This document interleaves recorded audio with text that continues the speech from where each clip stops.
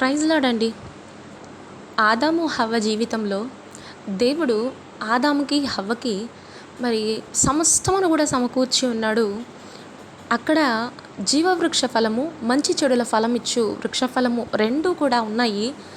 మరి జీవవృక్ష ఫలానికి మాత్రం ఏ ఆంక్షలు లేవు. మంచి చెడు ఫలములు ఇచ్చే ఆ వృక్షానికి మాత్రము ఖచ్చితంగా అది తినొద్దు అన్నమాట ప్రభు వాళ్ళతో చెప్పాడు. కానీ వాళ్ళకిచ్చినటువంటి 2 ఆప్షన్స్లో వాళ్ళు ఎన్నుకున్నది చెడు ఆప్షన్. అంటే వద్దు అన్న విషయాన్ని వాళ్ళు ఎన్నుకున్నారు. కానీ దేవుడిచ్చినటువంటి మహా గొప్ప అవకాశము ఆ జీవవృక్ష ఫలము.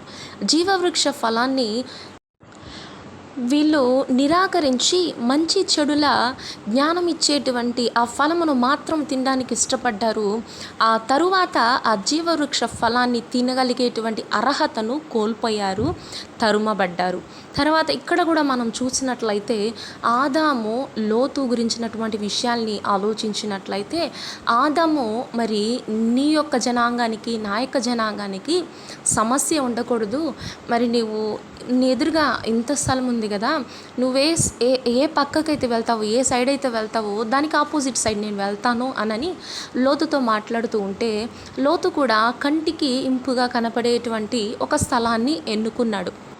కనులకు చాలా మంచి ప్రదేశంగా మరి ఆ ప్రదేశం కనిపిస్తూ ఉంది.